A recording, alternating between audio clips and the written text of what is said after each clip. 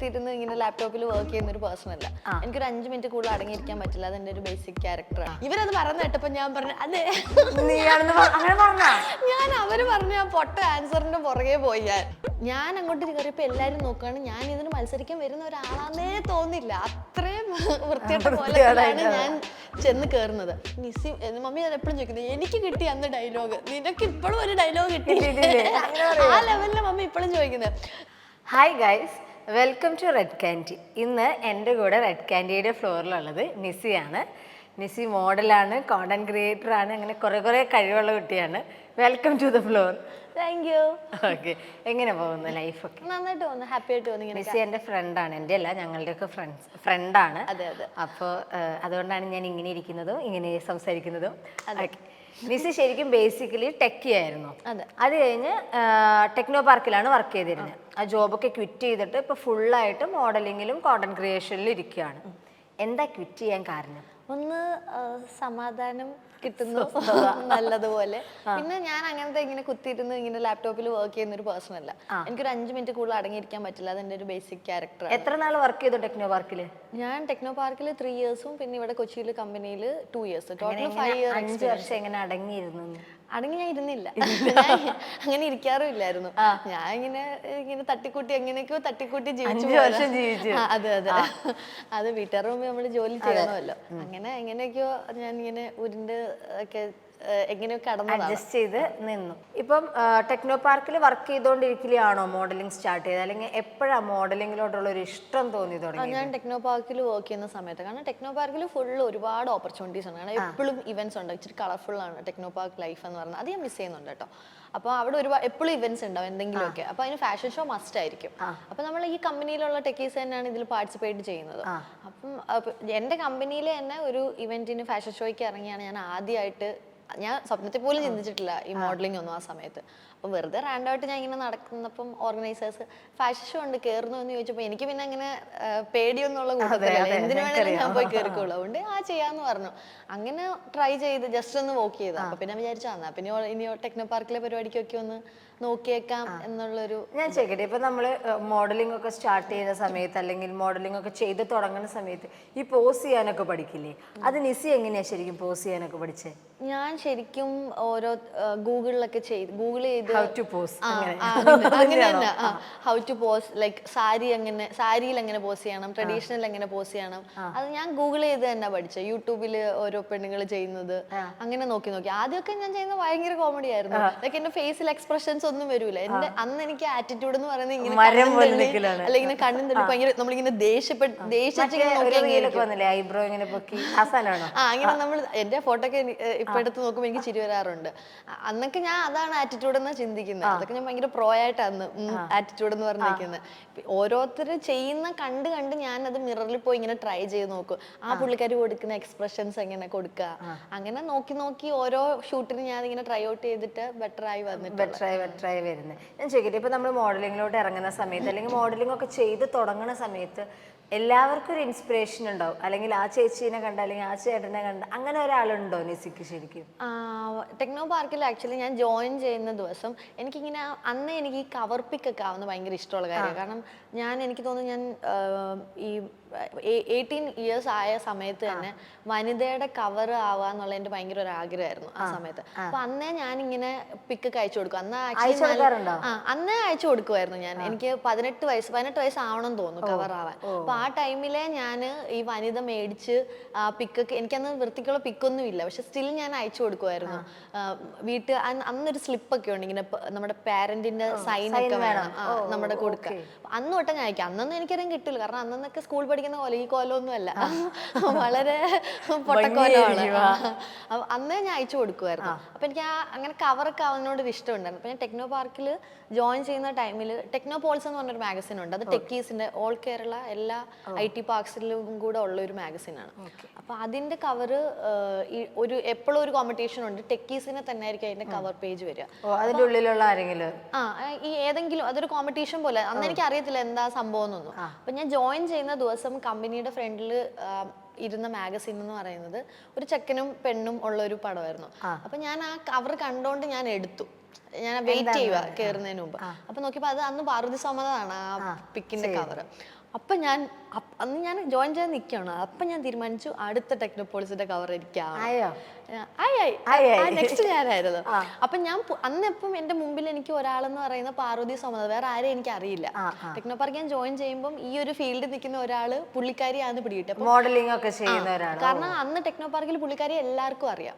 ആ സമയത്ത് തന്നെ എന്തോ ഇവന്റ് ഒക്കെ ഉണ്ടായിരുന്നു, എന്തോ ലൈക്ക് എന്തൊക്കെയോ പരിപാടിക്ക് ഞാൻ പുള്ളിക്കാരിയെ കാണുകയും ചെയ്തു. പുള്ളിക്കാരി ഇങ്ങനെ ഓടി നടന്ന് കോർഡിനേറ്റ് ചെയ്യുന്നു. അപ്പൊ എല്ലാവർക്കും അറിയാം പാർവതി സോമനാഥ് ആ ഒരു സാധനം അതാണ് പാർവതി സോമനാഥ്, അതാണ് അങ്ങനെ.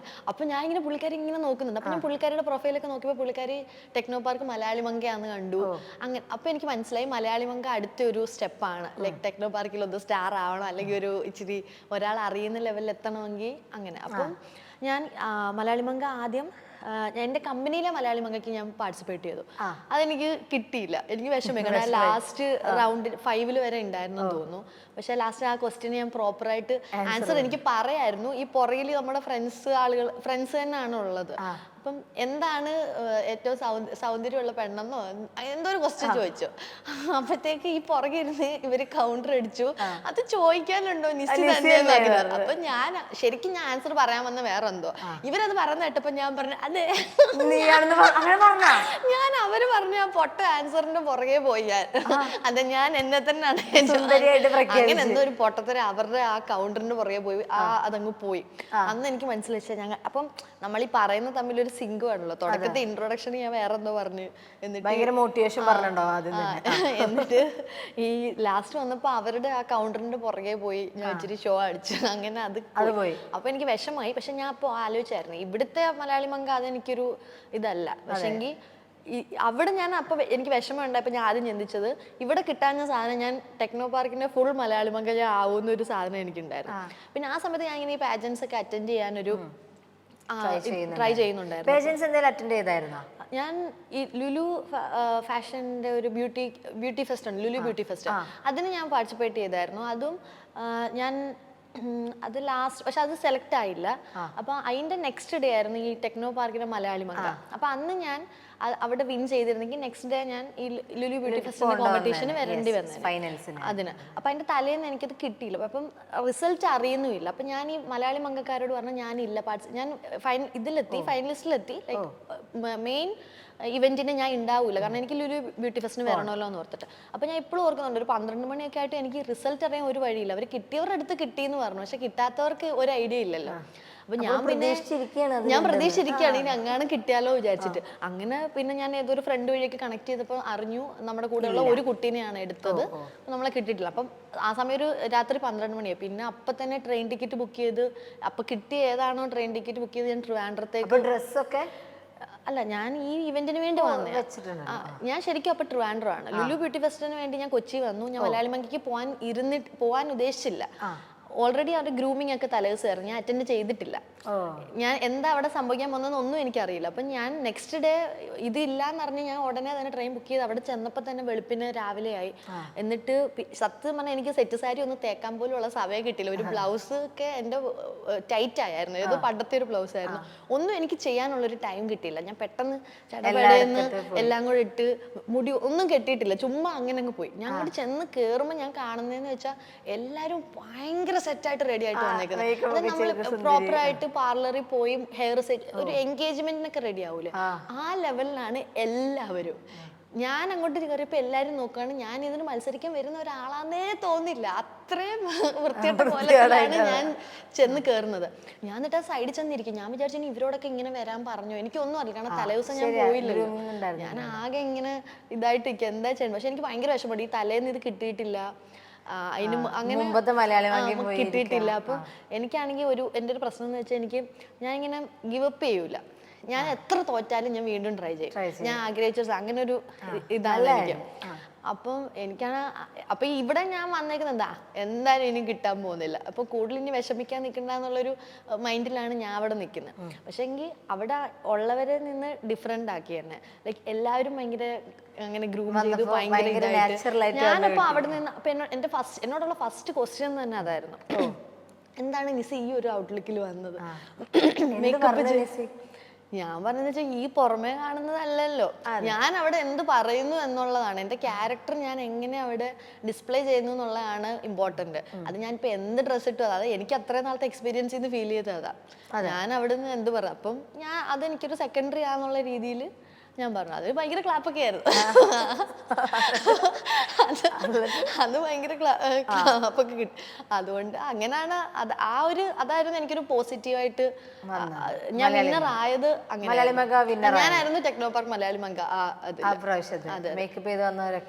ഔട്ടായി. അതിനുശേഷം അത് ഫോളോ ചെയ്യുന്ന കുറെ പിള്ളേരുണ്ടായിരുന്നു തോന്നുന്നു കേട്ടോ. ഇങ്ങനെ മേക്കപ്പ് ചെയ്യാതൊക്കെ പോയി ഇനി വിന്നർ ആയാലോ എന്ന് വിചാരിച്ചിട്ട്. എത്ര വർഷമായി മോഡലിംഗ് ഫീൽഡിലേക്ക്?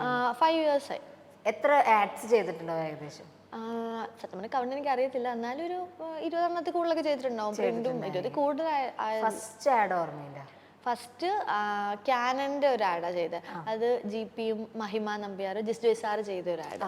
എങ്ങനെയാ ആ ഒരു ആഡിലോട്ട്? അത് അലി എന്ന് പറഞ്ഞൊരു പുള്ളി ഉണ്ടായി, മിറർന്ന് പറഞ്ഞ ഏജൻസിയുടെ ആളായിരുന്നു. പുള്ളി വഴിയാണ് കാസ്റ്റിംഗ് ഉണ്ടായത്. ഇപ്പൊ പുള്ളി ചെയ്യുന്നില്ല എന്ന് തോന്നുന്നു, പുള്ളി അബ്രോഡ്. ഇങ്ങനെ പ്രൊഫൈൽ അയച്ചിട്ട്.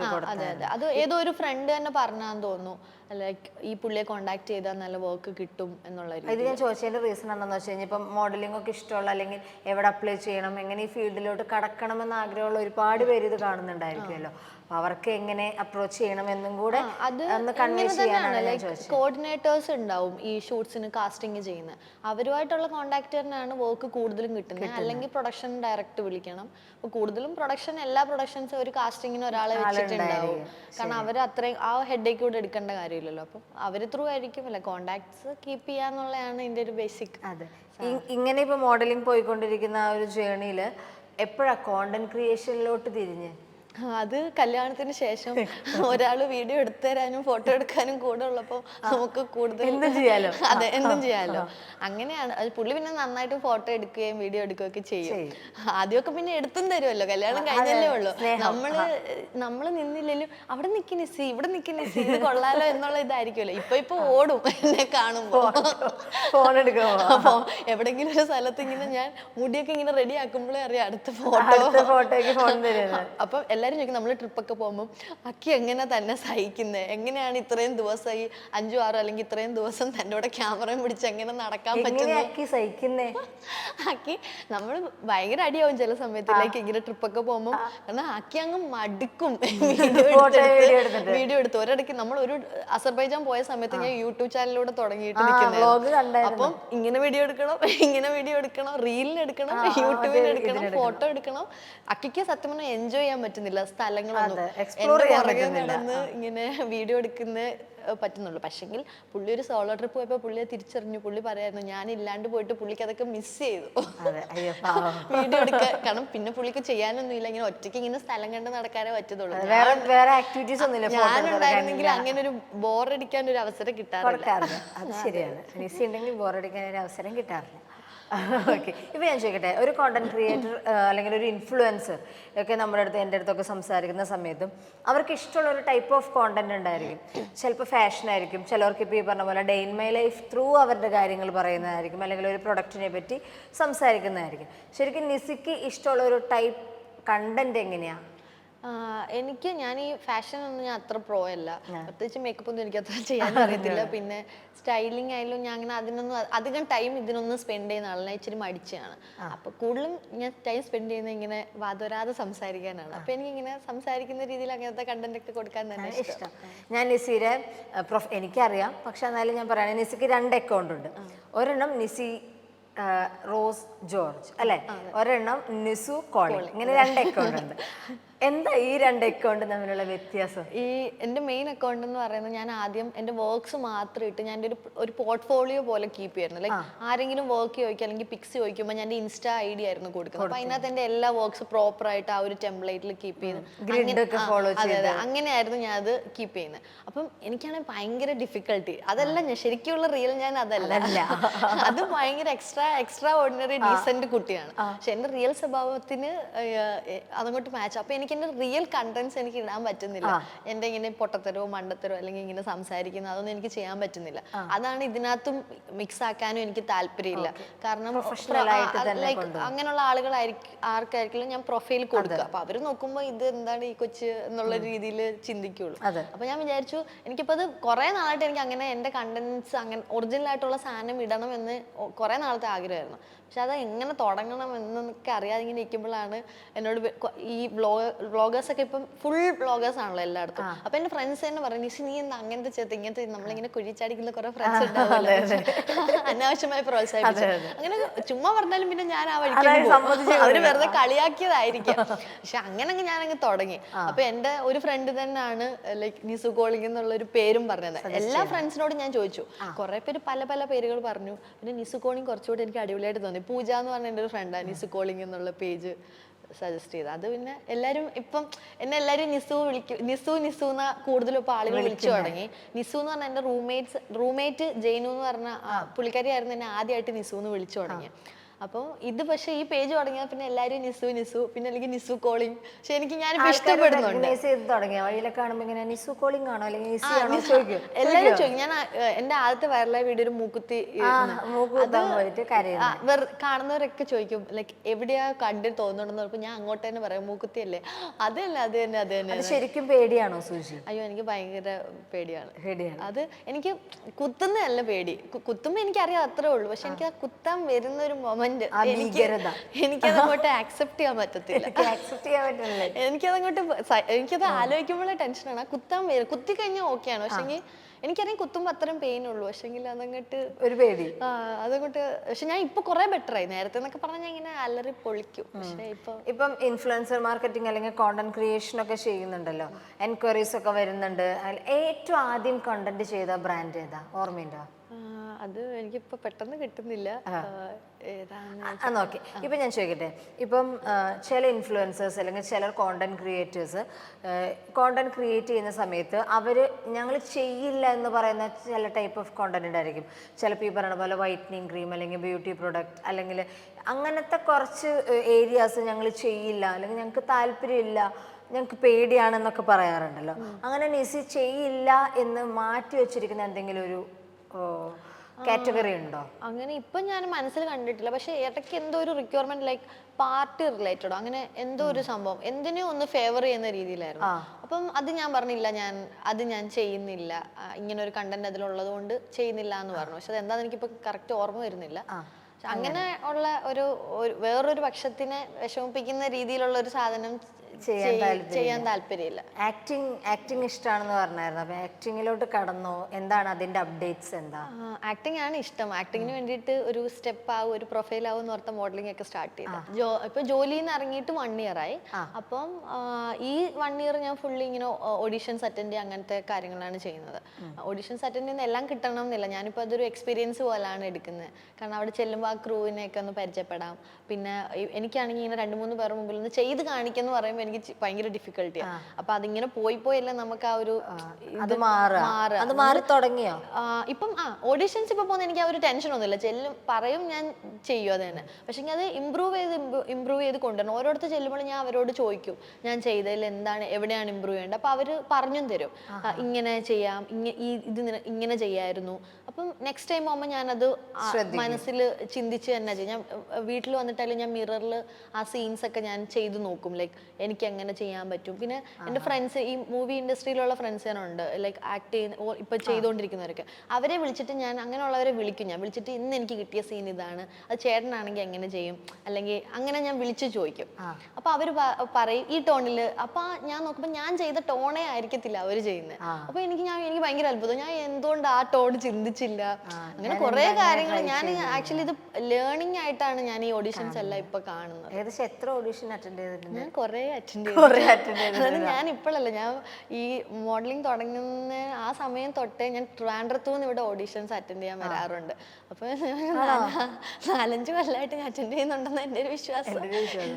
നല്ല റോള് വരട്ടെ, ചിലപ്പോ ഇങ്ങനെ വെയിറ്റ് ചെയ്യുന്നത്. അതെ, ഏതോ എനിക്കൊന്ന് പക്വാന്ന് തോന്നുന്നു. ഇടയ്ക്ക് എപ്പോഴും ആരോട് ചോദിച്ചു എത്ര ഓഡീഷൻ അറ്റൻഡ് ചെയ്തു, ഞാൻ പറഞ്ഞു ഒരു 5-6 അറ്റൻഡ് ചെയ്തിട്ടുള്ളൂ. ഉടനെ പക്കു സൈഡിൽ നിന്ന് പൊക്കോണം, ഇവിടെ ഞാൻ 2018 തൊട്ട് ഓഡീഷന് വരുന്നത് ഞാൻ കാണുന്നതാണ്. അപ്പോൾ ഞാനിങ്ങനെ ഞാൻ അങ്ങനെ അത്രയും അറ്റൻഡ് ചെയ്തിട്ടൊന്നും കിട്ടിയില്ല. ശരിക്കും ഈ പറയുന്ന ടെക്നോ പാർക്കിലൊക്കെ ജോയിൻ ചെയ്തതിന് ശേഷമാണോ ആക്ടിങ്ങും ഭയങ്കര ഇഷ്ടമായത്? അല്ലല്ല, ആക്ടിങ് എന്ന് പറഞ്ഞാൽ ഞാൻ 7th സ്റ്റാൻഡേർഡ് തൊട്ട് ഞാൻ മോണോ ആക്ട് ചെയ്യുമായിരുന്നു. അപ്പോൾ എനിക്ക് മോണോ ആക്ട് ചെയ്ത് എനിക്ക് അഭിനയത്തോട് ഭയങ്കര ഇഷ്ടമായി. അഭിനയിക്കാൻ എനിക്ക് ഭയങ്കര ഇഷ്ടം.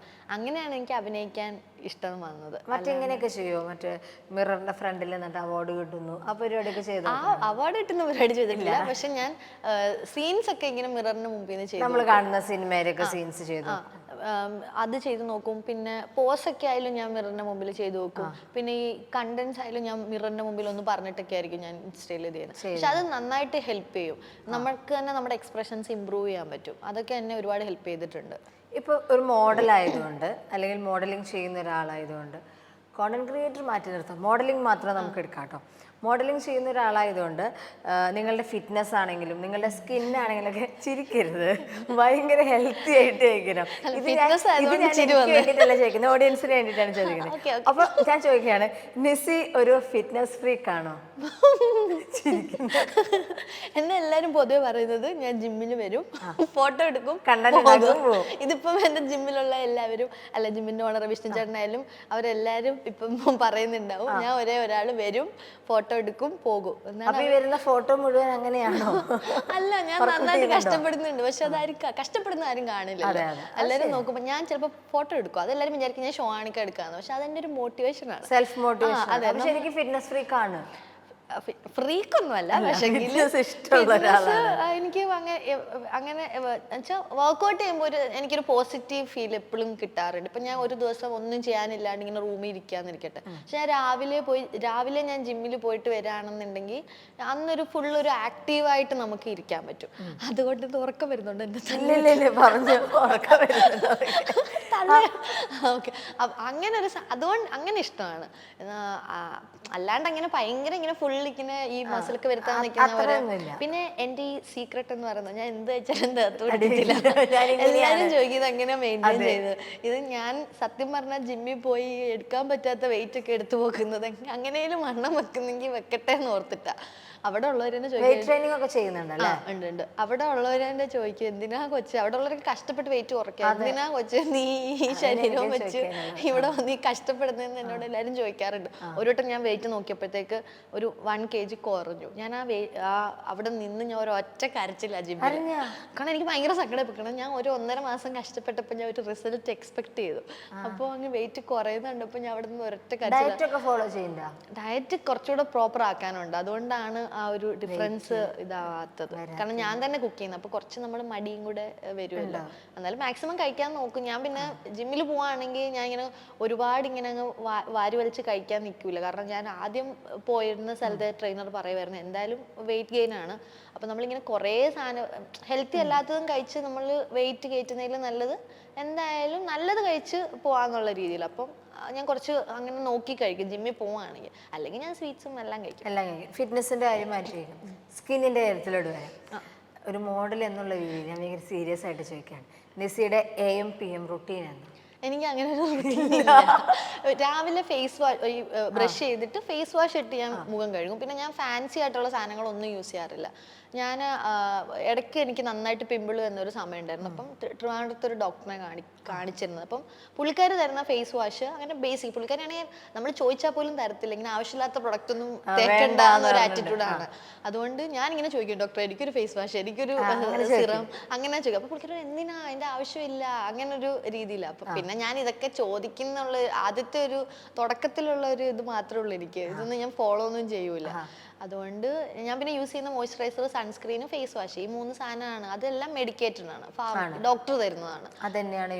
അല്ലാണ്ട് ഞാൻ അങ്ങനെ വേറെ ഒന്നും. പിന്നെ എന്റെ ലൈഫ് ഇതുവരെ ഞാൻ ഫേഷ്യൽ അങ്ങനത്തെ ഒരു സാധനവും ചെയ്തിട്ടില്ല. സിറം പിന്നെന്താ അണ്ടർ ഐ ക്രീം അങ്ങനത്തെ ഒന്നും യൂസ് ചെയ്യുന്ന ഇല്ല. അണ്ടർ ഐ ക്രീം ഞാൻ ഇതുപോലെ ഒരു ഫ്രണ്ട് പറഞ്ഞിട്ട് മേടിച്ച് ട്രൈ ചെയ്ത് നോക്കി. അത് ഞാൻ ഒരു കുറച്ച് ഒരാഴ്ച അങ്ങനെ ഇട്ടെന്ന് കാണും. അതിപ്പോഴും അത് അങ്ങനെ തന്നെ ഇരിപ്പുണ്ട്. എക്സ്പയറി ഡേറ്റ് കഴിഞ്ഞു എന്ന് എനിക്ക് തോന്നുന്നു. കളഞ്ഞു എക്സ്പയറി ഡേറ്റ് കഴിഞ്ഞു. എത്ര രൂപ കൊടുത്തു. അതുകൊണ്ട് പിന്നെ ഞാൻ മേടിച്ചു കഴിഞ്ഞാൽ പിന്നെ എനിക്കൊരു ഇതുണ്ട്, ഡോക്ടർ തരുവാണെങ്കിൽ ഞാൻ അത് കുറച്ചുകൂടെ ട്രസ്റ്റ് ചെയ്യും, അങ്ങനെ ഒരു രീതി. ഡോക്ടർ വാങ്ങിക്കുന്നതിനേക്കാളും ഡോക്ടർ തരുന്നത് കുറച്ചും കൂടി അതെ, ഞാൻ കുറച്ചുകൂടെ ട്രസ്റ്റ് ചെയ്യും. അപ്പൊ ഇത് ഈ ഡോക്ടർ പറഞ്ഞാണ്ട് ഇത് അടിപൊളിയായിരിക്കും എന്നൊരു മൈൻഡിൽ ഞാൻ അത് ചെയ്യാൻ നോക്കും. പക്ഷെ ഡോക്ടറാണ് തരത്തുമില്ല. ഡോക്ടർ ഇതിന്റെ ഒന്നും ആവശ്യമില്ല, നല്ല സ്കിന്നാണെന്ന് ഡോക്ടർ. ഞാൻ പിന്നെ ഫേഷ്യൽ ക്ലീനപ്പ് അങ്ങനത്തെ ഒന്നും ഞാൻ ചെയ്യത്തില്ല, കാരണം എനിക്ക് ഭയങ്കര ടെൻഷനാണ് ഫേസിൽ എന്തെങ്കിലും ചെയ്യാൻ. ഞാൻ വെഡിങ്ങിനാണെങ്കിൽ പോലും എന്റെ ലൈഫ് ഇതുവരെ ഞാൻ ഫേഷ്യലോ ഒന്നും ചെയ്തിട്ടില്ല. ത്രെഡിങ് മാത്രമാണ് ചെയ്യുന്നത്? ത്രെഡിങ് മാത്രമാണ് മുഖത്ത് ഞാൻ ചെയ്തിട്ടുള്ളത്. പിന്നെ ഇവിടെ ബ്ലാക്ക് ഹെഡ്സ് ഉണ്ട്, അപ്പോൾ അത് ശരിക്കും ക്ലീനപ്പും അതൊക്കെ ചെയ്താൽ മാത്രം ഒന്നിച്ചാണ് ഇവിടെ കളയത്തുള്ളൂ അവർ ആ ബ്ലാക്ക് ഹെഡ്സ്. പക്ഷെങ്കിൽ നമ്മൾ സ്ഥിരം പോകുന്നിടത്ത് ഞാൻ ഇങ്ങനെ പറഞ്ഞു ചേച്ചി ഇത് മാത്രം ഒന്ന് എടുത്താണ്, പിന്നെ അവർ അങ്ങനെ ഫേഷ്യൽ ഹെയർ ഒക്കെ റിമൂവ് അതൊക്കെ സ്വന്തമായിട്ടുള്ള. എനിക്ക് ഫേഷ്യൽ ഹെയർ ഇല്ല അങ്ങനെ. പിന്നെ ഇവിടെ അപ്പർ ലിപ്സ് കുറച്ചുകൂടെ ത്രെഡ് ചെയ്യുമ്പോൾ എടുക്കും, അല്ലാണ്ട് അങ്ങനെ ഫേഷ്യൽ ഹെയർ ഇല്ല. പിന്നെ പിമ്പിളൊക്കെ അങ്ങനെ ഭയങ്കര കൂടുതലായിട്ട് വരുവാണെങ്കിൽ ഞാൻ ഡോക്ടറിന്റെ അടുത്ത് തന്നെ പോകും, ഞാൻ അല്ലാതെ ഒരു സാധനവും ഞാൻ ട്രൈ ചെയ്യത്തില്ല, പരീക്ഷിക്കാൻ നിൽക്കാറില്ല. ഇല്ല, ഞാൻ മുഖത്തോ എനിക്ക് ഭയങ്കര പേടിയാണ്. പിന്നെ ഈ സ്കിൻ കെയർ ഭയങ്കര എനിക്കൊന്ന് ഇച്ചിരി കോസ്റ്റ്ലി ആണ്, പരിപാടിക്ക് ഞാൻ നിൽക്കാറില്ല. പിന്നെ കണ്ടോണ്ടിരിക്കും ഞാൻ ഇങ്ങനെ അപർണ ചേച്ചിയുടെ വീഡിയോസ് ഒക്കെ ഇങ്ങനെ അങ്ങനെ ഇവര് ചെയ്യുന്ന കാണുന്ന എനിക്ക് ഇഷ്ടം, അത് ഞാൻ ഇങ്ങനെ കണ്ടോണ്ടിരിക്കും, പക്ഷെ ഞാൻ ഒന്നും ചെയ്യാറില്ല. ഓക്കെ, അടിപൊളി. ഞാൻ ചോദിക്കട്ടെ, നിസ ശരിക്കും നിസയുടെ വീട് എവിടെയാ? അങ്ങനത്തെ വിശേഷം? ശരിക്കും പത്തനംതിട്ടയാണ് വീട്, ജനിച്ചു വളർന്നത് പത്തനംതിട്ടയാണ്, കല്യാണം കഴിഞ്ഞ് ട്രിവാൻഡ്രത്തേക്ക്. ട്രിവാൻഡ്രത്തിലോട്ട് എത്ര വർഷമായി കല്യാണം കഴിഞ്ഞിട്ട്? 3 വർഷം കഴിഞ്ഞു. ഈ നവംബർ ആകുമ്പോൾ 4 വർഷം. 4 വർഷം. ഹസ്ബൻഡ് എന്ത് ചെയ്യുന്നു? ഹസ്ബൻഡ് ഇപ്പം ടെക്നോ പാർക്കിൽ ഞാൻ പറഞ്ഞ എന്റെ ആദ്യത്തെ കമ്പനി ക്വസ്റ്റ് ഗ്ലോബലിൽ വർക്ക് ചെയ്തു, അവിടെ തന്നെയാണ് പുള്ളി. ഞാൻ ഇറങ്ങിക്കഴിഞ്ഞാണ് പുള്ളി കയറിയത്, പുള്ളി അവിടെ വർക്ക് ചെയ്യുന്നത്. പുള്ളി ഭയങ്കര വർക്കഹോളിക് ആണ്, എന്റെ നേരെ ഓപ്പോസിറ്റ് സ്വഭാവമാണ്. ഞാൻ ഇങ്ങനെ ചാടിത്തുള്ളി നടക്കുന്ന ആളാണെങ്കിൽ ഭയങ്കര ഓർഗനൈസ്ഡ് ആയിട്ട് അടങ്ങി മിസ്സി അങ്ങനത്തെ ഒരു ക്യാരക്ടറാണ്. രണ്ടും എക്സ്ട്രീം ഓപ്പോസിറ്റ് പോൾസ്. അതായിരിക്കും ചിലപ്പോ ചേരുന്നുണ്ടായിരിക്കും, അങ്ങനെ എല്ലാവരും പറയാം. എല്ലാവരും പറയാം. ഓക്കെ, എന്താ പഠിച്ചേ? അങ്ങനത്തെ കാര്യങ്ങൾ. ഞാൻ പഠിച്ചത് ബിടെക് ആയിരുന്നു. ഏതായിരുന്നു സ്ട്രീം? IT. അത് എന്തിനാ ഞാൻ എടുത്ത്, അതും ഒരു സിനിമ മിന്നാമിന്നിക്കൂട്ടം സിനിമയില്ലേ, മീര ജാസ്മിൻ, അതിനകത്ത് റോമയൊക്കെയുള്ള ജയസൂര്യ, അതിനകത്ത് അവര് ഈ IT റിലേറ്റഡ് എന്തോ വർക്ക് ചെയ്യുന്ന പിള്ളേരല്ലേ. അപ്പൊ നോക്കുമ്പോ അവരുടെ ലൈഫ് ഭയങ്കര കളർഫുൾ, അവരിങ്ങനെ വർക്ക് ചെയ്യുന്നു പോകുന്നു. അത് കണ്ടിട്ട് പോയതാണോ? അപ്പൊ ഞാൻ വിചാരിച്ചു IT അത് എന്താ ഡിപ്പാർട്ട്മെന്റ് എന്ന് പോലും എനിക്ക്, ലൈക്ക് ഏതാ ബ്രാഞ്ച് എന്ന് പോലും എനിക്കറിയില്ല അതിന് പഠിക്കാൻ. പക്ഷെ ഇത് IT ഫീൽഡാണെന്ന് നമുക്കറിയാലോ. സോ ഞാൻ ഇങ്ങനെ അലോട്ട്മെന്റിന് മൊത്തം ഞാൻ കൊടുത്തത് കുത്തിരിഞ്ഞ് IT ഉള്ള കോളേജസ് മൊത്തം കൊടുത്തു. കമ്പ്യൂട്ടർ സയൻസ് പോലും അല്ല, IT ഇല്ലാത്തടത്ത് മാത്രം കമ്പ്യൂട്ടർ സയൻസ് കൊടുത്തു. അതുകൊണ്ട് തന്നെ ആദ്യമേ എനിക്ക് IHRDയിൽ കിട്ടി. അപ്പൊ പിന്നെ ഈ വീട്ടുകാരും എല്ലാവരും IHRDയിലൊക്കെ ഫസ്റ്റ് ടൈം തന്നെ കിട്ടാന്ന് പറഞ്ഞാൽ വലിയ കാര്യം. കാരണം ഞാൻ എൻട്രൻസ് ഒന്നും എഞ്ചിനീയറിംഗിനൊന്നും പഠിച്ചിട്ടില്ല. എന്നിട്ട് നമ്മൾ ഈ മെഡിക്കലിനായിരുന്നു ഒരു ക്രാഷ് കോഴ്സ് ചെയ്തിട്ടുണ്ടായിരുന്നു, ഫോറസ്ട്രി പഠിക്കാൻ ഇഷ്ടമായിരുന്നു. അപ്പൊ അതിന് വേണ്ടിയിട്ടായിരുന്നു അത് ചെയ്തത്. അപ്പൊ നമ്മള് ഒരു ട്രയൽ പോലെ നമ്മൾ പോയി എഞ്ചിനീയറിംഗിന്റെ എൻട്രൻസ് കൂടെ എഴുതുമല്ലോ, അങ്ങനെ ചുമ്മാ എഴുതത്. എനിക്കിപ്പോഴും ഓർമ്മയുണ്ട് ആ സീല് ഞാൻ പൊട്ടിച്ചിട്ടില്ല, മാത്സിന്റെ ആ ക്വസ്റ്റ്യൻ സീല്. അത് ലാസ്റ്റ് അല്ലാണ്ട് ഞാൻ ചുമ്മാ ഇങ്ങനെ എന്തോ ഒരു പാറ്റേണിലാണ് ഞാൻ ഭംഗിയിലൊക്കെ വരച്ചു വെച്ചു അങ്ങനെ മാർക്ക് ചെയ്ത് വിട്ടത്. ഈ IT എന്നുള്ള സാധനം ഞാൻ ഫുള്ള് മാർക്ക് ചെയ്ത് വിട്ടു. അങ്ങനെ ആദ്യം തന്നെ IHRDയിൽ വന്നു. അപ്പൊ എല്ലാരും പറഞ്ഞു IHRDയിൽ കിട്ടുന്ന വലിയ കാര്യമാണ്, അതുകൊണ്ട് അവളെ അതിന് തന്നെ വിടുമെന്ന് പറഞ്ഞപ്പോ ഞാൻ ചോദിച്ചു ഓഹോ, അങ്ങനെ എല്ലാരും പറയുന്നതായിട്ട് പോയത്, എന്താന്ന് പോലും അറിയാതെ ഞാൻ പോയത്. എന്തായിരുന്നു ഫീൽ? ആദ്യത്തെ സെമസ്റ്റർ 2 സെമസ്റ്റർ ഒക്കെ കഴിഞ്ഞപ്പോ എന്തായിരുന്നു തോന്നിയത്? അയ്യോ, എനിക്ക് നല്ല പാടായിരുന്നു. കാരണം ഈ IT ഒക്കെ ഓൾമോസ്റ്റ് വന്ന പിള്ളേരെന്ന് വെച്ചാൽ ഈ +1 +2 എങ്കിലും അറ്റ്ലീസ്റ്റ് കമ്പ്യൂട്ടർ സയൻസ് എടുത്ത പിള്ളേരൊക്കെ ആയിരിക്കും. അപ്പൊ അവർക്ക് അത്യാവശ്യം ഇതൊക്കെ ഇച്ചിരിയൊക്കെ അറിയാമെന്നറിയാം. എനിക്കിതൊന്നും തീരെ അറിയില്ലായിരുന്നു. പിന്നെ ഇതൊക്കെ കാണാപ്പാഠം പഠിച്ചു, അങ്ങനെ എക്സാമിന് വേണ്ടി പഠിച്ച് ജയിക്കുന്ന ഒരു സെറ്റപ്പിലാണ്. 5 വർഷല്ലേ വർക്ക് ചെയ്തത്? 5 വർഷം. അത് ആരും എന്നോട് ഏത് ഓഫീസിൽ ചോദിച്ചാലും ഞാൻ അങ്ങനെ അടിപൊളി വർക്കറാന്ന് ആരും പറയുമെന്ന് എനിക്ക് തോന്നുന്നില്ല. ഇല്ലില്ല, ഞാൻ തട്ടിയും മുട്ടിയും പോയ ഒരു പാവപ്പെട്ട ടെക്കിയായിരുന്നു. മോഡലിംഗിലോട്ട് എത്തേണ്ട ടെക്കിയായിരുന്നു. അതെ. എന്നോട് എല്ലാരും പറയുമായിരുന്നു മോഡലിംഗ് എന്റെ ഫുൾ ടൈമും അതെന്റെ പാർട്ട് ടൈമും ആയിട്ടാണ് ഞാൻ കാണുന്നതെന്ന്. അങ്ങനെ ചെയ്തതും അങ്ങനെ തന്നെ ചെയ്തത്. ഓക്കെ, അടിപൊളി. ഞാൻ ചോദിക്കട്ടെ, നിസിക്ക് കുറച്ച് കംഫർട്ടബിൾ ആയിട്ടുള്ള അറ്റ്വെയർ അല്ലെങ്കിൽ ഒരു ഔട്ട്ഫിറ്റ് എന്താ? കംഫർട്ടബിൾ ആയിട്ടുള്ളത് എനിക്ക് ഡ്രസ്സസ് ആണ് കൂടുതൽ ഇഷ്ടം. കംഫർട്ടബിൾ അത് തന്നെ, അല്ലെങ്കിൽ ഷോർട്ട്സ്. കൂടുതലും ഡ്രസ്സാണ് എനിക്കിഷ്ടം. കൂടുതലുള്ളതും ഡ്രസ്സ് തന്നെയാണ്. ഡ്രസ്സ്, അത് ഷോർട്ട് ഡ്രസ്സ്, നല്ല കോട്ടൺ ഡ്രസ്സ് അതാണ് കംഫർട്ടബിൾ. ഞങ്ങൾ കണ്ടിട്ടുള്ളതും കൂടുതൽ നിസ്സിയെ അത് തന്നെയാണ്. ഇപ്പം ഞാൻ ഇൻസ്റ്റാഗ്രാം ഒക്കെ സ്ക്രോൾ ചെയ്ത് നോക്കിയപ്പോൾ കുറേ ട്രാവൽ ചെയ്തിട്ടുണ്ട്. അക്കീര കൂടെ ആണെങ്കിലും ഇങ്ങനെ ട്രാവൽ ചെയ്തിട്ടൊക്കെ ഉണ്ട്. അപ്പം ഇത്രയും നാളും ട്രാവൽ ചെയ്തതിൽ ഏറ്റവും ഇഷ്ടപ്പെട്ട ഒരു സ്ഥലം ഏതാ? എനിക്ക് തായ്ലൻഡ്. ഞാൻ തായ്ലൻഡ്, അസർബൈജാൻ, ദുബായ് ഞാൻ പോയിട്ടുള്ളൂ. എനിക്ക് ഇഷ്ടപ്പെട്ട തായ്ലൻഡാ. പോവാൻ ആഗ്രഹമുള്ള സ്ഥലം? സ്വിറ്റ്സർലൻഡ്. എന്താ തായ്ലൻഡ് ഇഷ്ടപ്പെടാൻ കാരണം? ഫുഡ് അടിപൊളിയാ. ഞാൻ ഇച്ചിരി ഫുഡ് കഴിക്കുന്ന കൂട്ടത്തില്ല, പക്ഷെ ദേഹത്ത് കാണാനില്ലാതേ ഉള്ളൂ. പക്ഷെ തായ്ലൻഡ് ഇങ്ങനെ നമുക്ക് ഇങ്ങനെ നല്ല ഫുഡാ. എനിക്ക് എപ്പോഴും എനിക്കിങ്ങനെ തായ്ലൻഡിലെ ഫുഡ് നമ്മുടെ ഇവിടെയൊക്കെ കിട്ടുമല്ലോ, പക്ഷെ എന്നാൽ അത് പക്ക ഒതന്റിക് അല്ല. ആ ഒരു കറക്റ്റ് ഫ്ലേവർ അവിടെ തന്നെ. നമ്മളിങ്ങനെ കയറി ഇറങ്ങി ഈ സ്ട്രീറ്റ് ഫുൾ ഇങ്ങനെ ഫുഡായിരിക്കും, പല പല പല ടൈപ്പ്. നമുക്ക് എല്ലാം ഇഷ്ടപ്പെടും. അതിനകത്താണ് സ്പൈസോ ഉപ്പോ അങ്ങനെ എല്ലാം നമ്മുടെ കൂട്ടം ഉള്ളതേ അല്ല, പക്ഷെ എങ്കിൽ പോലും അതിനൊരു ടേസ്റ്റ് ഉണ്ട്. ഫ്രൂട്ട്സ് ആയിക്കോട്ടെ, ഇങ്ങനെ നമുക്ക് ഇങ്ങനെ നടന്ന് ഇങ്ങനെ ഫുൾ കയറി ഇറങ്ങി ഇങ്ങനെ കഴിച്ചോണ്ടിരിക്കുക. അങ്ങനെ ഞാനും ഒക്കെ ആയാലും ഇപ്പോഴും പറയും ഫുഡ് കഴിക്കാനായിട്ട് ഒന്നും കൂടെ തായ്ലൻഡിൽ പോകണമെന്നുള്ള സാധനം. അതുകൊണ്ട് തായ്ലൻഡ് ഇഷ്ടം. പിന്നെ എനിക്ക് കുറച്ചുകൂടെ വെള്ളമുള്ള അങ്ങനത്തെ സ്ഥലമാണ്. ഞാൻ കുറച്ച് ബീച്ച് അങ്ങനത്തെ മൗണ്ടൻ എനിക്ക് വലിയ താല്പര്യമില്ല. എനിക്ക് തണുപ്പ് ഭയങ്കര സീനാണ്. അതുകൊണ്ട് തണുപ്പുണ്ടെങ്കിൽ എനിക്ക് എൻജോയ് ചെയ്യാൻ പറ്റത്തില്ല. പിന്നെ കാണാൻ ഇഷ്ടമാണ് എല്ലാം. ഇപ്പം ഇത്രയും നാളത്തെ ജേർണിയിൽ ഭയങ്കര മെമ്മറബിൾ ആയിട്ട് തോന്നിയിട്ടുള്ള ഒരു എക്സ്പീരിയൻസ് അല്ലെങ്കിൽ ഒരു മൊമെന്റ് എന്താ? അങ്ങനെ ചോദിച്ചാൽ ഞാൻ ഈ ഷൂട്ട്സ് എല്ലാം ഞാൻ ഭയങ്കര ഇഷ്ടപ്പെട്ട് ചെയ്യുന്നതാണ്. അതുകൊണ്ട് എനിക്ക് നല്ലതാണ്. കുറേയൊക്കെ ഹെക്ടിക് ആയിട്ടുള്ളത് കൊണ്ട്, പക്ഷെ സ്റ്റിൽ ഞാനിപ്പോൾ എത്ര ഹെക്ടിക് ആണെങ്കിലും ഞാൻ അന്ന് ചിലപ്പോൾ ഞാൻ ചിന്തിക്കും ഇനി മേലെ ഞാൻ ഇങ്ങനത്തെ വർക്ക് എടുക്കത്തില്ല. പിന്നെ ഞാൻ എത്ര വട്ടം ആലോചിക്കുന്നു. നെക്സ്റ്റ് ഡേ തന്നെ ഞാൻ അടുത്ത ആ ഒരു 2 മിനിറ്റത്തെ ആലോചനയേ ഉള്ളൂ എനിക്കത്. കാരണം എനിക്കത് ഇഷ്ടം. എനിക്കൊരു ഓപ്പർച്യൂണിറ്റി മിസ് ചെയ്യുന്നത് എനിക്ക് ഭയങ്കര ഡിഫിക്കൽട്ടിയാണ്. ഇപ്പൊ ഈ കഴിഞ്ഞ 2 ദിവസമൊക്കെ എനിക്ക് 103 ഉണ്ടായിരുന്നു ടെമ്പറേച്ചർ. ആ 2 ദിവസവും ഞാൻ ഷൂട്ടിന് പോയി ശരിക്കും മരുന്ന് കഴിച്ചിട്ട്. ഒന്ന് ഒരു മൂവിയുടെ ഒരു ചെറിയൊരു പോർഷൻ ആയിരുന്നു. അത് വേണമെങ്കിൽ എനിക്ക് കട്ട് ചെയ്യണം, അതിനകത്ത് എനിക്ക് വലിയ സീനൊന്നും ഉള്ളതല്ല. പക്ഷെ എനിക്ക് അവിടെ മനസ്സമാധാനത്തോടെ ഞാൻ റൂമിൽ ഇരിക്കൂല. കാരണം എനിക്ക് ഭയങ്കര റിഗ്രറ്റ് അടിക്കും. ഇനി അങ്ങാനും ചെല്ലുമ്പോൾ എനിക്കൊരു സീൻ കിട്ടിയാലോ എനിക്കത് ഭയങ്കര ഡിഫിക്കൽട്ടിയാണ്. അതുപോലെ ഇന്നലെ ഞാനൊരു ഷൂട്ടിന് ചെല്ലുമ്പം എന്നോട് എല്ലാവരും ചോദിച്ചു എൻ്റെ നിസ്സി അല്ലാതെ ആരും. കാരണം അത്രയ്ക്ക് ഞാൻ അങ്ങനെ മിണ്ടാതിരിക്കോ അടങ്ങിയിരിക്കോ ഇങ്ങനെ സൈലന്റ് ആയിട്ടിരിക്കോ ചെയ്യുന്ന ഒരാളല്ല. ഇന്നലെ വെച്ചാൽ ഞാൻ ആക്ഷൻ കാണിച്ചാണ്, എനിക്ക് സൗണ്ട് ഇല്ല, ഞാൻ ആക്ഷൻ കാണിച്ചാണ് ഇന്നലെ ഞാൻ ആളുകളോട് സംസാരിക്കുന്നത്. എന്നിട്ട് ഞാൻ ഇങ്ങനെ ഈ തളർന്നിരിക്കും, എനിക്ക് നിൽക്കാൻ പോലും പറ്റണില്ല. എന്നിട്ടാണ് ഞാൻ ഇന്നലെ ഷൂട്ട് ചെയ്യുന്നത്. പക്ഷെ അതെനിക്ക് ഭയങ്കരമായിട്ട് ബെനിഫിറ്റ് ചെയ്തു ആ ഷൂട്ട്. അപ്പം നമുക്ക് കിട്ടുന്നൊരു സന്തോഷം ഉണ്ടല്ലോ. ഞാൻ ഇന്നലെ ഞാനത് സ്കിപ്പ് ചെയ്തിരുന്നെങ്കിൽ എനിക്ക് ഇന്നലെ ആ ഓപ്പർച്യൂണിറ്റി, എന്റെ നല്ലൊരു ഓപ്പർച്യൂണിറ്റി ആയിരുന്നു അത്. DQ ആയിട്ട് എനിക്ക് ഒരു പിക്ക് ഉണ്ടായി, ലൈക്ക് അത് ഹോർഡിങ് വരാനുള്ളതാന്ന് തോന്നുന്നു, വരുമെന്ന് തോന്നുന്നു. അതെ. അപ്പം അങ്ങനെ അതെനിക്ക് ഞാൻ ഇന്നലെ പോയില്ലായിരുന്നെങ്കിൽ എനിക്കത് കിട്ടൂലായിരുന്നു. അതൊക്കെ ആലോചിക്കുമ്പോൾ എനിക്ക് ഭയങ്കരമായിട്ട് സന്തോഷം. പിന്നെ ഞാൻ ഇങ്ങനെ ഡെസ്പായിരിക്കുന്ന സമയത്ത് ഞാൻ ഇങ്ങനെ എൻ്റെ ഫ്രം സ്ക്രാച്ച് ജേണി ഞാൻ ഇങ്ങനെ റീകളക്ട് ചെയ്യും. ഞാൻ എവിടുന്ന് തുടങ്ങി, ഞാൻ വളരെ ചെറിയ വർക്കിൽ നിന്ന് തുടങ്ങിയത്, അല്ലെങ്കിൽ ഞാൻ പോസ്റ്റ് ചെയ്യാൻ അറിയാത്തൊരു ഇതിൽ നിന്ന് ഞാൻ ഇങ്ങനെ എൻ്റെ പഴയ പിക്ചേഴ്സൊക്കെ എടുത്ത് ഞാൻ ഇപ്പോൾ നിൽക്കുന്നത് ആ ഒരു ഇത് കാണുന്നതെന്ന് വെച്ചാൽ എനിക്ക് ഭയങ്കര സന്തോഷമാണ്. സത്യം പറഞ്ഞാൽ ഞാൻ ഭയങ്കര ഇമോഷണൽ ആവും. അപ്പോൾ എനിക്ക് ഭയങ്കര പ്രൗഡായിട്ട് തോന്നും. അതൊന്നും എന്നെ ഒരുപാട് പേര് ഹെൽപ്പ് ചെയ്തിട്ട് വന്ന ആളല്ല ഞാൻ. അക്കി എന്നെ ഭയങ്കരമായിട്ട് സപ്പോർട്ട് ചെയ്തിട്ടുണ്ട്. കാരണം എനിക്ക് ആ ഒരു സ്റ്റാർട്ടിങ് ഏത് ഡയറക്ഷനിൽ ഞാൻ പോകണം എന്നുള്ളൊരു പുഷ് എനിക്ക് തരുന്നത് അക്കിയായിരുന്നു. അപ്പോൾ ആ ഒരു കറക്റ്റ് പുഷ് കിട്ടിയതുകൊണ്ടാണ് ഞാൻ ഒരു കറക്റ്റ് ട്രാക്കിൽ എത്തിയത്.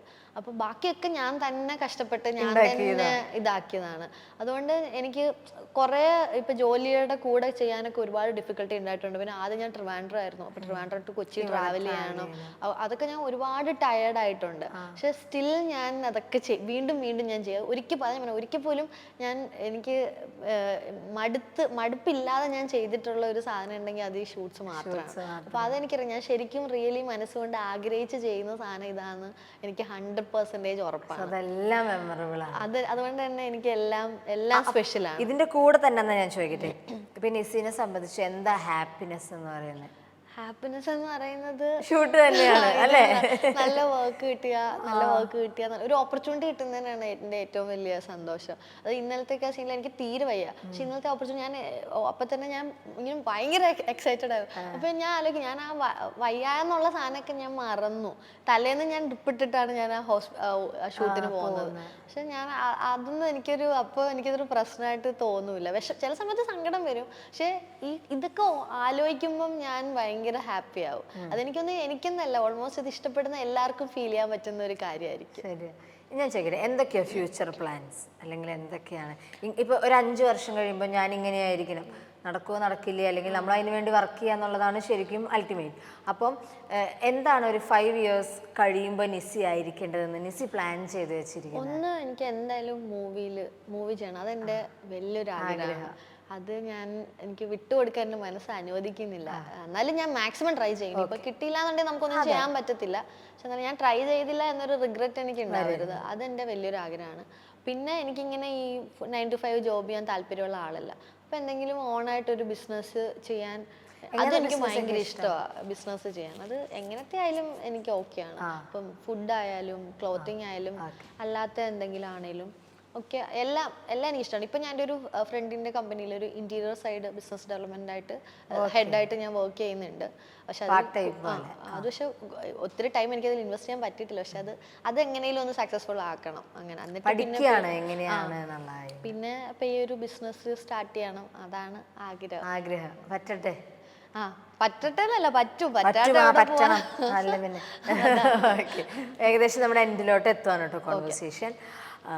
Thank you very much. കാരണം ഞാൻ നിസിയായിട്ട് സംസാരിക്കുമ്പോൾ എനിക്കറിയാം, നിസിനെ പറ്റി അറിയാത്ത കുറേ കാര്യങ്ങൾ നിസി ഇപ്പൊ സംസാരിച്ചപ്പോൾ ഞാൻ അറിഞ്ഞായിരുന്നു. യെസ്. പിന്നെ ഇപ്പൊ നിസി പറഞ്ഞ കാര്യങ്ങൾ ഒരുപാട് പേർക്ക് ഇൻസ്പിറേഷൻ ആവട്ടെ. കാരണം ഈ ഒരു ഫീൽഡിലോട്ട് വരണം എന്ന് ആഗ്രഹിച്ച് ചിലപ്പോൾ അവരെ കൊണ്ട് പറ്റില്ല എന്ന് വിചാരിച്ച് നിൽക്കുന്ന കുറേ പേർക്ക് ഇൻസ്പിറേഷൻ ആവട്ടെ. All the very best. അതേപോലെ ഫ്യൂച്ചർ പ്ലാൻ ഒക്കെ പറയാൻ മറന്നു. ഇന്റർവ്യൂ കാണുമ്പോൾ മമ്മി എന്തായാലും കലിപ്പാക്കും. മമ്മിയുടെ കാര്യം പറഞ്ഞില്ല. ഇത് ക്യാമറ നോക്കി പറഞ്ഞോ? അതെ. ഇത് അക്കിയെക്കാട്ടിലും മുമ്പ് മമ്മിക്ക് ഭയങ്കര ഇഷ്ടമാണ് എന്നെ എന്തെങ്കിലും ഈ ഒരു ലെവലിലേക്ക് എത്താൻ. കാരണം മമ്മി അന്നത്തെ കാലത്ത് മമ്മി സിനിമയിൽ അഭിനയിച്ചിട്ടുള്ള ആളാണ്. അത് എനിക്കൊന്ന് ഹാഫ് ടൈം വരെ മമ്മി നായികയുടെ കൂടെ കൂട്ടുകാരിയായിട്ട് ഉണ്ടായിരുന്നു. അന്ന് ഡയലോഗ് ഉള്ള ആളാണ്. ഇന്നും മമ്മി ആ ഡയലോഗ് ഒക്കെ പറയും. വലിയൊരു ഡയലോഗായിരുന്നു. വില മതിക്കാൻ പറ്റാത്ത അങ്ങനെ എന്തോ വലിയൊരു ഡയലോഗാണ്. അപ്പൊ മമ്മിക്ക് ഇതൊക്കെ താല്പര്യമുള്ള ആളാണ്.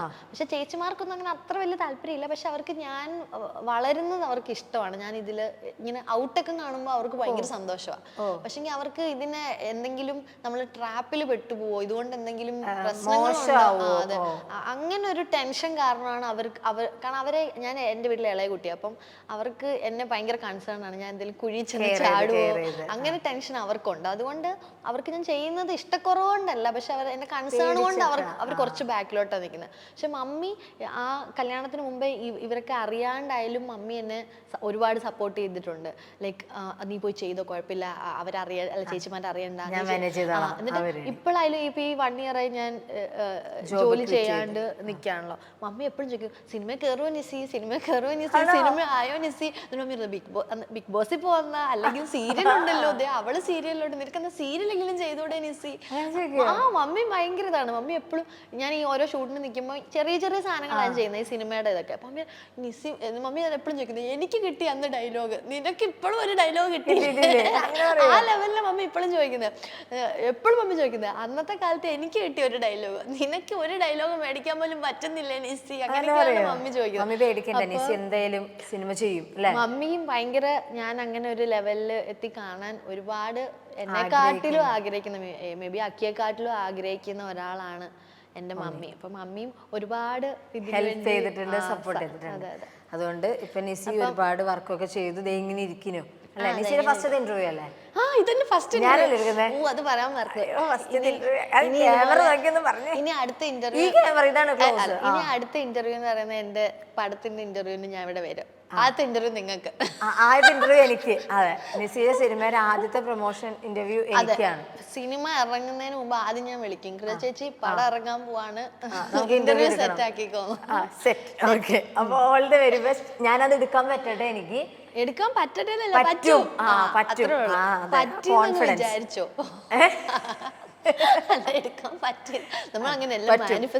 ഇനി നമ്മൾ ആ ഇന്റർവ്യൂവിലാണ് അടുത്ത ഇതുപോലെ ഇരുന്ന് സംസാരിക്കും. അല്ല, ഇടയ്ക്ക് നിങ്ങൾക്ക് ഇടയ്ക്കിടയ്ക്ക് ഞാൻ വിളിക്കാം. നിങ്ങൾക്ക് ബോറടിക്കുമ്പോ എന്നെ വിളിച്ചോ. കണ്ടന്റ് എനിക്ക് മൈൻഡ് ചെയ്യാൻ പറ്റുന്നില്ല സംസാരിച്ചോണ്ടിരിക്കുക. ഓക്കെ, അപ്പോൾ all the very best and thank you so much. Thank you. എനിക്കും ഭയങ്കര ഇഷ്ടപ്പെട്ടു. അടിപൊളി.